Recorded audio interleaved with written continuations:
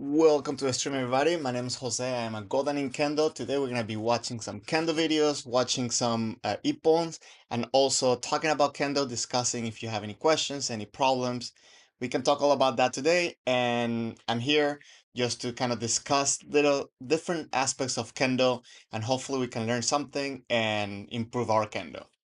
That's gonna be the theme of today. The theme of today is gonna be we're gonna watch some Shiai Ippons and then a little bit of a practice video that I found. So I think it's a little bit important to understand the difference of practicing at the dojo and also how your mentality, how your performance should be different in Shiai, as well as, what kind of mentality do you have to have in order to prepare for testing. So if you're here, please let me know. You can just hit the like button. It really helps this stream to be pushed out to more people. And also let me know you're here, you're enjoying this.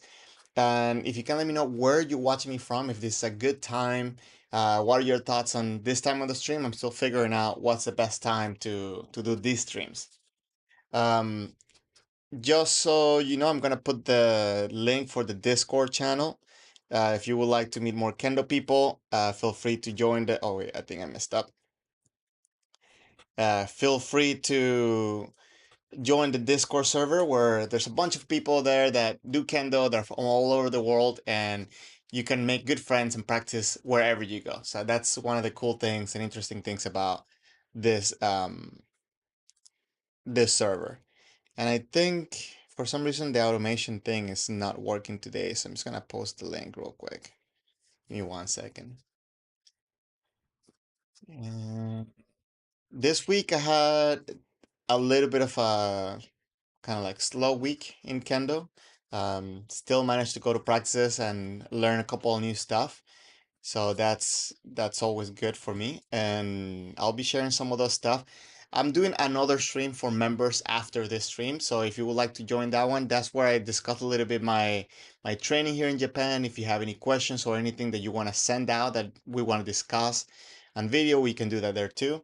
So please check that out, and hopefully you get to enjoy that too. Get to learn something, and if you're preparing to come to Japan or you're curious about how practices are here in Japan, that's a good place to go. Let me find out the link.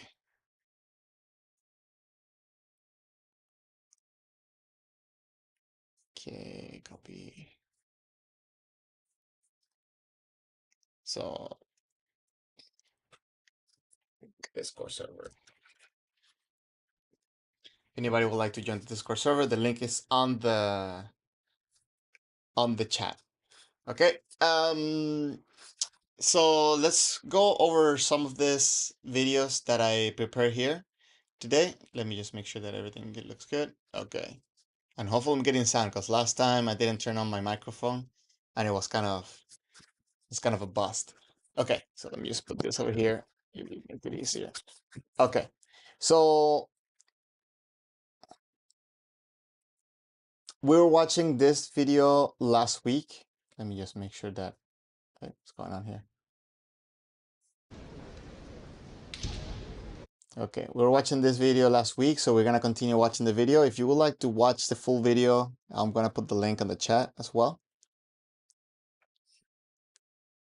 There it is. Okay. And actually, this is one of my favorite Kenshis, Konitomo, on the left, on right. Fighting against Jordan. That's a very weird. I don't know what happened there in that edit, but we watched this Ippon last time. Just wanna kind of point out something real quick. I was talking when you're fighting against Jordan, you want to avoid raising your hands, because the first thing that a Jordan player will try to do is trying to get your kote using both hands. So that's called morote kote, right? So in this case, that's what almost happened there. He managed to kind of not get score on. Um, I'm sure he still felt the hit, but he had a very good reaction after and good distancing and balance to hit the the men right after. And I'm guessing that that's what gave the Ippon, because there was a weird edit there. And that's one of the points that I like to stress out for your own practices and for um, mentality for Shiai. Okay, you want to always be wanting to do one more technique. So after a technique happens, whether your opponent attacks or you attack, if there's an opportunity to hit again, what is the best thing that you can do in order to set yourself up in order to make that happen? So, for example, balance, distance, and energy are very important to keep those in mind in order to be ready for the next attack. A lot of times during Jigeiko, during our practice, we go through a technique and then we kind of slowly go back. We make an awkward separation, and that communication is gone. And when we talk about going for testing, I think a very important part of your test is that you want to show constantly in the minute and a half that you get or a minute that you get for your testing, you want to show constantly that you're communicating with your opponent. So if you're in that position where you go a technique and then you kind of, I don't want to say in a lazy way, but without really any pressure, you go back and it's kind of like you agree to go back. That starts kind of taking away energy and taking away that feeling that you are constantly giving pressure to the opponent. I think this is one of the aspects that transfers from Jigeko, Shiai, and Shinsa. Overall, you always want to make every moment matter during the time when you are facing your opponent. So this is something that I think is very important to keep in mind. I don't know. Let me know what you think about that. Um, that's something that I always like to, how do I say this? I think that especially the higher levels of testing, you have a lot of details that they should be natural within your kendo, or it should be natural. You shouldn't have to really think about them during those moments. So especially for Shinsa, you want to show that you are engaged with your opponents at all times. Something that happens often during, well, let me make sure that I got the right camera. Sorry guys, I'm dealing with only one monitor. But something that happens often during Shinsa is after a technique and people attack that you go through, when they turn around a lot of times, they can just walk to the opponent back into Kamae. One thing that I think is very important is that after you go through, when you turn around, you get back into Kamae and you come in as if your opponent could attack you at any point. So you want to show that readiness. And then having that connection that after you throw a technique, you still show that you have attention and you have a willingness to attack the opponent. And if there's an opening, attack them. But showing this connection, this interaction to the judges does a lot for your Shinsa, I think. And then for Shiai, it also serves as a tool to kind of start making your opponent nervous and making them make mistakes. Um, those are my thoughts. I wonder what are your thoughts on that? Do you think that that's important? Is that something important to stress out? And how do you train this in your dojo? How do you train this in every practice? Because in a way, it can also be exhausting. The more that you want to give pressure, maybe you start tensing up. So I think that's also another part of consciousness for Kendo. You want to give attention, give pressure to the opponent, but not to be overly tense, exhausting yourself just when you're in Kamae. You want to understand how to give that pressure, but at the same time, be relaxed on your body. So yeah, let me know your thoughts and let me know if you have any questions about that or any comments. Okay. Okay. So going on.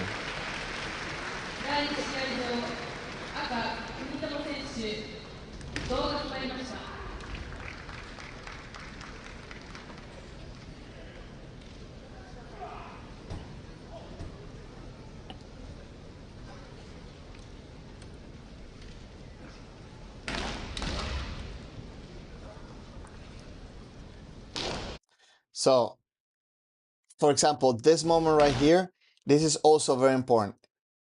Red felt overwhelmed. White came in with pressure, but then at the same time, he kind of regretted that. So he went in covering. But then when Red kind of felt that opportunity, he didn't lose that intention of going forward and of attacking the opponent. So he went and threw an attack. Was an Ippon, but again, it kind of shows that he's engaged. So his opponent now, if he was cautious, now he's going to be more cautious about how he approaches him.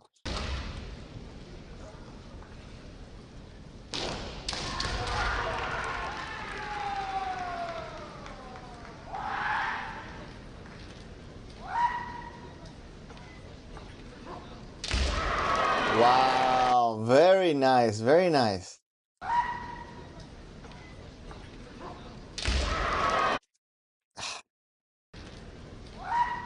I want to watch White side one more time. Okay. Let me ask you, why do you think Red got this Ippon over White? Even though White had a more compact approach, Red still got the Ippon. But why do you think that happened? So let me give you my thoughts. Let's start with this part. So here, Red is coming in, Red is putting pressure. Okay, let's start with White. White is closing the distance. White is getting ready to attack. But then he kind of starts sliding the foot forward. So he's already, this is very interesting. He's already in motion to go forward. So ideally, White should be the one that gets the Ippon. But what ended up happening was that Red replied with pressure as well. And as he did that, obviously he brought the sword back up. And that kind of, what that does, not only kind of confuses the attention of where you want to go, but at the same time, it changes the timing of the attack. Because you can now throw your hands faster as you move forward because your hands are closer to your body. But at the same time, it kind of gives a different feeling. Is it gonna go up? Is it gonna go? How is this attack gonna come in? So it does messes up a little bit with the timing. And this is very interesting. He went straight in the center, and maybe because of the Katsugi motion where the opponent White kind of had the attention to go on the right, started throwing the Shinai to the right, so he was off center. Therefore, Red was able to come in straight into the man and not really get bothered by the Shinai of the opponent. But there's one more thing that is very interesting here, and is the angle on where the sword is cutting. So if you look at Red did Katsugi motion, right? So maybe let me do it with this hand. So he did Katsugi motion and then came in with a bigger motion to strike. White, okay, let me, how should I, maybe I can do this real quick. So let me see here. Maybe I can do it like this. So Red came in with Katsugi and came in with a bigger motion to come in forward. White kind of started dropping the tip, but then immediately went for that man. So in a more compact way. Because he went in a compact way, and maybe this one works better with the little shinais. Because Red went with a bigger hit and White came more compact, the Shinai of Red is able to deflect the Shinai of White. I don't know if that makes any sense, but because maybe I'm just talking too much about colors and stuff, but having that compact attack is not always the best thing, because even though Red came behind, he was able to deflect the Shinai out and connect the men without any interruption. Where, because the compactness of the Shinai were White, because he threw the tip, it's harder to move the center of the Shinai with the tip than it is to move the Shinai with the center of the body, right? Like, I don't know if I said that correctly, but let me just say it one more time. When White throws the Shinai forward with a compact motion, he only has the tip to move the Shinai of the opponent, and it's harder to move the Shinai when you're pushing it from the body. but from the body to the rest of the shinai, it's easier to deflect it. So I think that's one of the reasons why, even though red came after, the swing came a little bit after, he had the opportunity to get the shinai of white out of the way and score that man.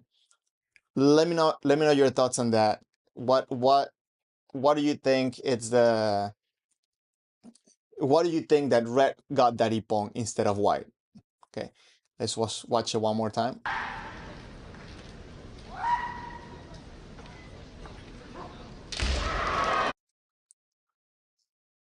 So let me do a little bit of slow motion here. You see, white's coming in the pressure. Red starts the back motion first, but the shinai, if you look at the shinai of white, white's tip is closer to the target than red's it's to the man, right? But anyways, he was able to push the shinai out to the side and score the man straight forward.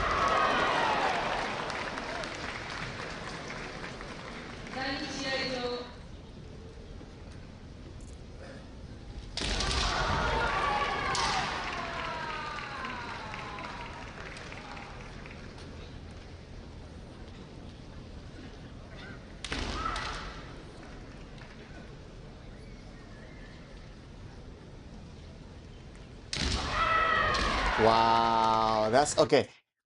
This goes to the point that I'm talking about of being able to have continuity in your techniques, right? So after you see red, they both went for a technique, and red immediately went try to take another technique.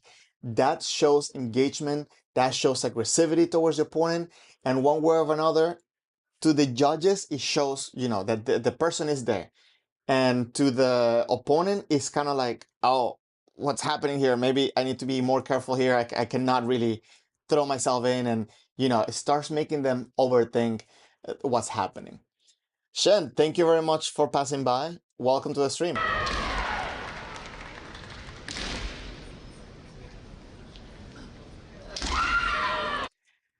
And this is another point when I talk about having that intention and that attention towards the opponent. You cannot take it for granted that you're going to have just a leisurely going back to your distance. If you watch here, red is still attentive, balance. So red, it's a little bit better center than white at this moment. White is kind of pushing his upper body forward, making him a little bit of balance still. They can both attack at this, I believe, at this point, but because red, it's a little bit more calm yet engaged, he's able to take the opportunity right here to get that man.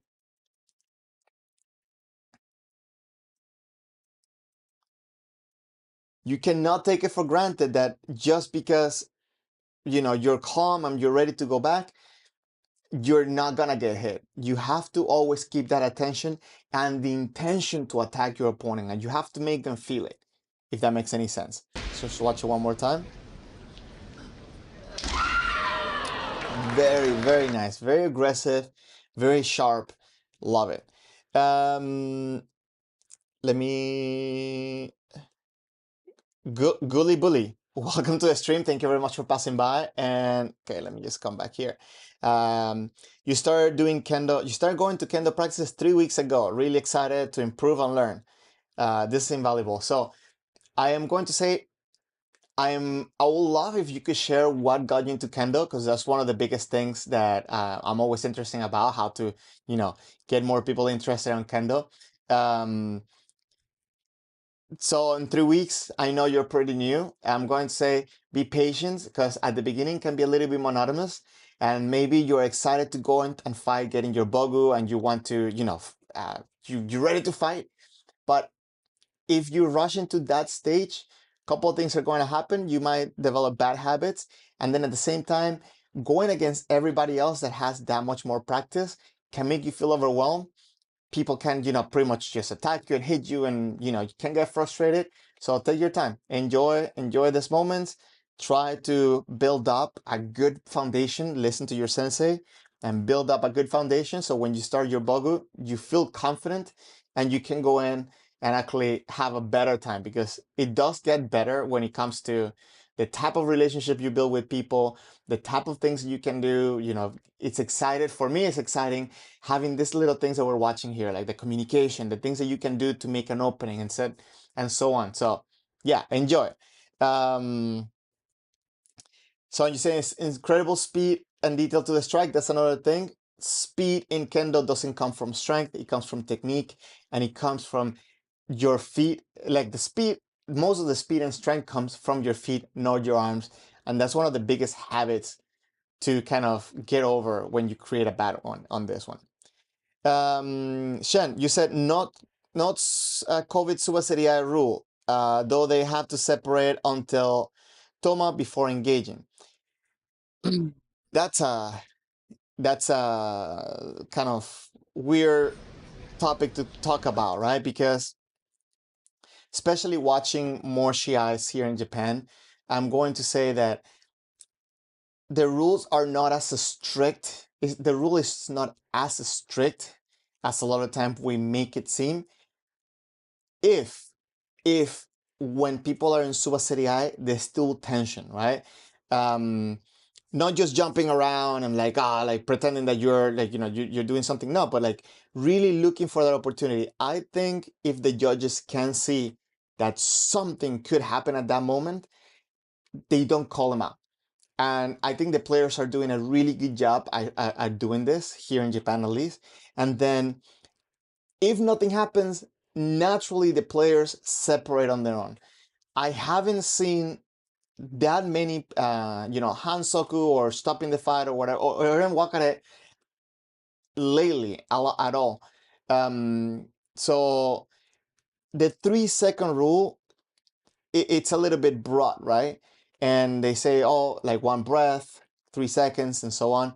But mainly is that what's happening is their tension here, right? So if you watch this interaction, so they're coming into a CDI, but still, and as a matter of fact, it's not really, I don't think you go even on 3 seconds there.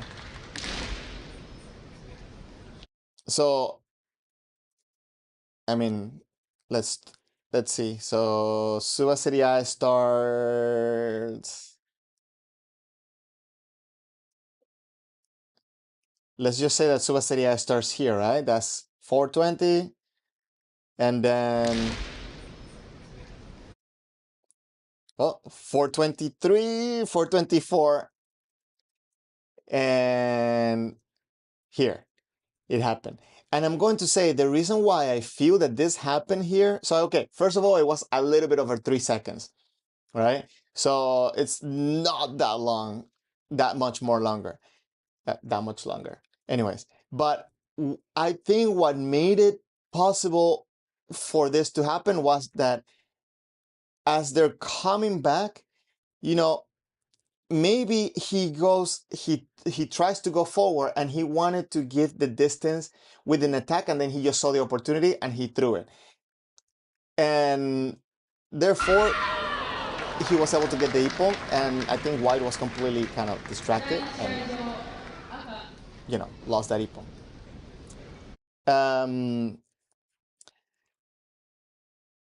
So Guli, I'm gonna call you Guli. Sorry, like if you have a better way for me to call you, please write in the chat. um you said you got a great dojo that won't rush you into anything, and you don't plan on rushing anything, so your body won't let you anyways. That's good, and just learn the techniques. Just practice it on your own, practice it at home. Suri and footwork. It's always my best advice. Yasuki Maeda Senshu. So he was in Osaka Police. I think he retired already. I really like his kendo.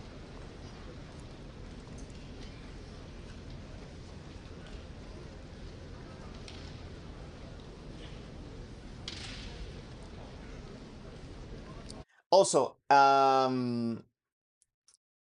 forgot to mention this. Shen, you were talking about the COVID rules. This is from 2018, this Shiai. So yeah, this doesn't apply, right? Even though kind of like the same interaction stance. There was no like wasting time, and there was nothing. There was still an interaction there, but we gotta keep in mind that here the COVID rules are not in place.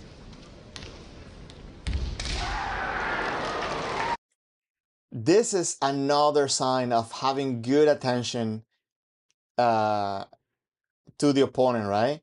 It's a little bit passive, but still very good opportunity to be taken. So um, let's just start a little bit back. So here I feel that Maeda is going back, going back, going back, going back. He holds his ground, and when he does that, the opponent is still putting pressure and then decides to come in. I've been talking a lot about when to attack, and I feel that this happens often at the dojo. It happens to me, and I see a lot happening to other people. Here at this moment, if you watch this moment, there's nothing happening. So if from the perspective of white, on red, there is nothing happening. He he hasn't really given anything, any indication that he's going to, block, he's going to move back, he's going to attack. Nothing is happening. So he kind of just went out of desperation, I think. And this is a good moment to attack after the person does a technique. There's a little bit of moment of, relaxation and so on. He saw the opportunity, he saw the spot, went in and got the Ippon. It's hard to see where he hit it. I think he hit the man because of the camera. But again, from White's perspective, I feel that there was nothing there to show an opening. Maybe he went out of desperation. I don't know. I don't know what you think. Shen, that's why you're talking about the COVID rule? Yeah, so no COVID rule there, but you still see this type of interactions in today's tournament. So as long as there is engagement, and it's tricky again because engagement into depending on the level of kendo might look a little bit different. A lot of times people think that like by pushing in and trying, that looks like engagement, but that kind of takes me back to the Korea Japan fight and the Korea World Championship, right? Where like the players were just trying to push forward and just kind of running the clock by, like moving around. So this is not engagement, but looking the opportunity, trying to make an opportunity where, you do a little push and trying to figure out what happens, treating it the same way as you treat Kamae. I think that when you're in Suba City I, it's just a different Kamae. So you should treat it the same way. Distance, pressure, all of it, it's into place on that moment. So I do agree though that because they were separating, that in today might look like a Hansoku, might give him a Hansoku. But just how the opportunity was, I feel that it's good enough to give Nippon another Hansoku. Because he didn't do the thing that he pretended that he was gonna go back and then go forward and then hit back. So I don't know. I think today's Kendo that still would have given the Ippon.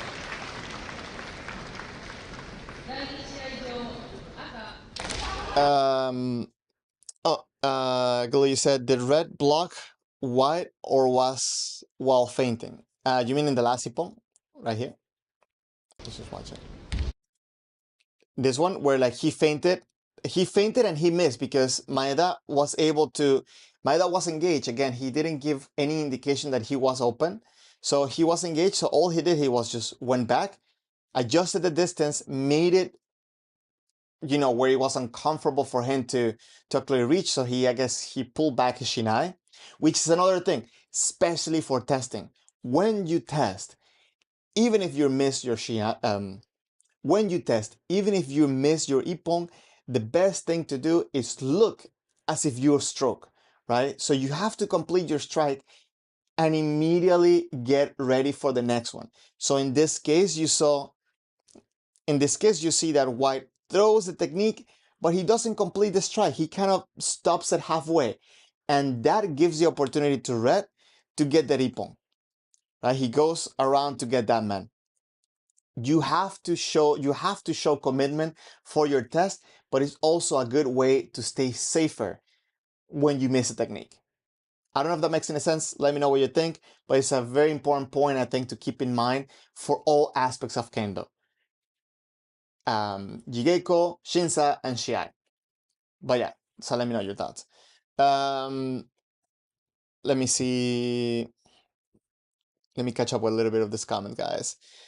Okay, Gully, you said last Ippon, and Shen, you said you remember something happening to Nishimura similarly. Yeah, in the whole finals in the Korea World Championship, that was what, 2018 maybe, no?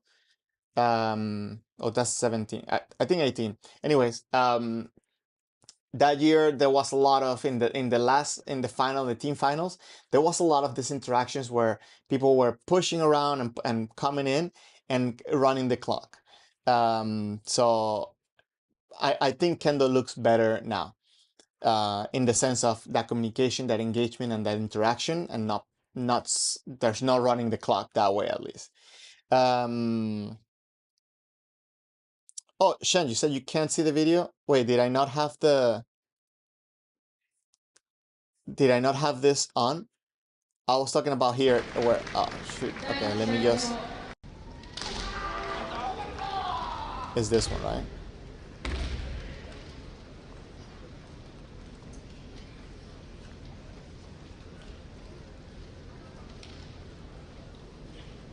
So this already, I'll say that this was definitely a longer Suba Serie, but it was this one, right? So you see White goes in for a technique, he doesn't complete the strike.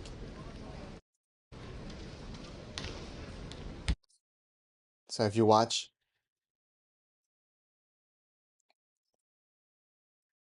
he comes in for that man and he doesn't complete the strike. He actually hits pretty high. He definitely held back as he attacked. And that gave the red player an opportunity to find the opening, to find the timing and the distance to get the opening and get a good ippon. And by the sound, you can tell that very good.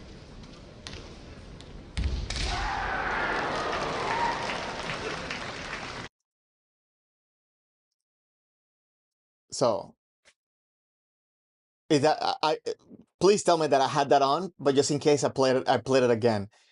But again, as I said, you want to make sure that when you're in Shiai, Shinsa, or your regular Jigeko, you want to finish your attacks because it'll help you be safer and also it will look better to the judges. So definitely something to keep in mind.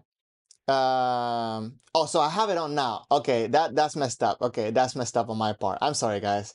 I only have one screen. I don't have space to get another monitor right now and stuff. So yeah, it's a little bit tough sometimes to know where I am because I cannot see myself all the time.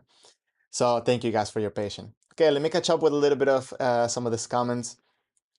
Uh, Mart, you said you passed a Sandan recently. Any advice preparation for Yondan exam in 3 years? And how can you use All Japan Kendo Federation video to improve my video Kendo for Taikai? That's a very interesting. Okay, first of all, congratulations. That's a lot of to unpack on this comment. So the number one advice that I feel that gave me the best results for my Yondan Shinsa was to aim to practice Degashiramen, right? And I think that goes for all levels. I think Degashiramen, even Imen, it's a great tool to practice for all levels of Kendo. But you want to show the intention, you want to have the ability to take opportunities when the opponent makes a mistake to give you an opening, right? So having that forward mentality is definitely necessary, but now you have to start showing that you're not rushing in all the time. I'm trying to put it like in all English words for everybody to understand, like, because I know we have people that are new as well, so I'm trying to not use a lot of confusing Japanese terminology, but you want to show that you have that intention to go forward, but at the same time, you don't want to be rushing all the time. So that understanding of how seme works to make an opening is not fully evaluated at Yondan level, I think, but you do have to show kind of like, oh, it's coming, understanding how to pressure and that communication with the opponent. So, uh, if I could go back in time to, uh, retake my Yondan, something that I would do to help me improve my Kendo right now, so like getting ready for Rokudan, it's understanding the distances, practicing more on understanding the distances and how to use them to make opening. So a quick, and this is something that I believe I talk in my members only stream, but I'm going to talk about it a little bit more in depth there. But uh, understanding that your engagement starts here, your communication starts here, right? So your engagement starts from Sonkyo. So you're engaged. You come in, you start understanding that here it's a moment where anything could happen, yet it's not likely to happen. I don't know if that makes any sense. But then as you start closing the distance, from here to here is your moment to find the opening, and then from here it's the moment to attack. This is the general, like, broad, I guess, textbook way to do it. Okay, so understanding the distances, closing the distance, and going for men, I think it's a very important point for understanding pressure and having that readiness to go forward. So if I can put it in one sentence, is go forward and attack, right? Learn the timing, learn the distance, so that way you improve your chances for Ippon. For Shiai, how you can use All Japan Kendo Shiai to help you in Shiai. Let me put the video here. So if you watch, a lot of times the way that these people do Shiai, the way that these people move, in a lot of ways is a lot different from us, in the sense of they've been training from very, very small age, right? Like very, very young age. And at the same time, they have a physical training that I don't think many people outside of Japan get. And that lets them do things that, it will surprise you. If you want to use this type of videos, try to find the things that you like and try to understand them. So for example, one thing that I like from a lot of people from Osaka um, is that they learn how to fight at a shorter distance, and they have the ability to get a sharp strike at a short distance. For example, Maeda here, he's in a very short distance, yet he's able to control his shinai and had good posture, had good standing to get a good impact into the strike. So don't try,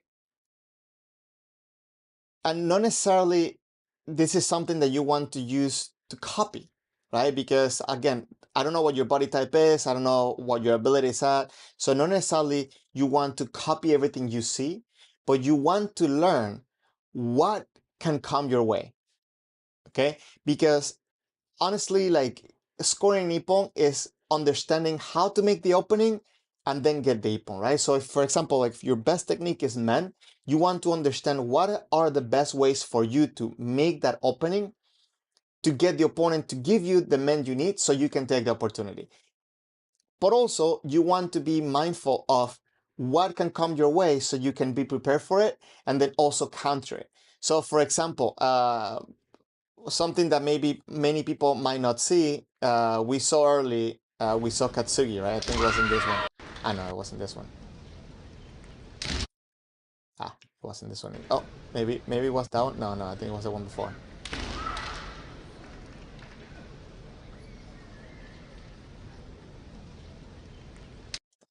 Okay, so this one didn't, but it started like Katsugi. So let me use this one as an example. So maybe this type of motion, we might see it a lot at the in your dojo. You might see it a lot in your dojo, but the way they're doing it might be different than the way the people in your dojo is doing it. There's a lot of aspects that are happening here. So if something catches your eye, try to understand and try to use and how would you counter it. So for example, here, White, what he did to counter it is that he came in for a kote, right? So it kind of just threw him off. It didn't allow him to get the ippon like the other guy did. You know, he got caught in with that man. So using these videos doesn't have to be a way of copying, but also it can be a way of understanding what could come your way. Um, I hope I had okay, I had the video playing, right? So I had the video on the screen. Um, but the biggest thing you want to do is you want to try to fix your kendo. So I know that senseis might tell you, oh, stand straight and, like, don't put too much strength. Like a lot of different advices that might seem counterintuitive when it comes to speed or when it comes to having a better impact and stuff like that. But all of these good things, all of these abilities that these people have, they come from proper technique. So a lot of times, for example, you're gonna see the heel rising a lot, right? Okay, I cannot talk about stuff without actually showing the examples. I like to show the examples. So let me see if we can find. Okay, so okay, Kunitomo here. So if you watch Kunitomo's heel, I wish we could zoom in. If you watch Kunitomo's heel, here, hold on. I don't know if you can see it. Okay, you cannot see it very well, but uh, if you watch in this position, the heel might look different than when the feet are together. So maybe somebody sees this image and says, "Oh, this is good kamae. I'm gonna copy this kamae, right?" So it's wide, the heel is high, but this is not his kamae. This is a transition between his kamae and his attack.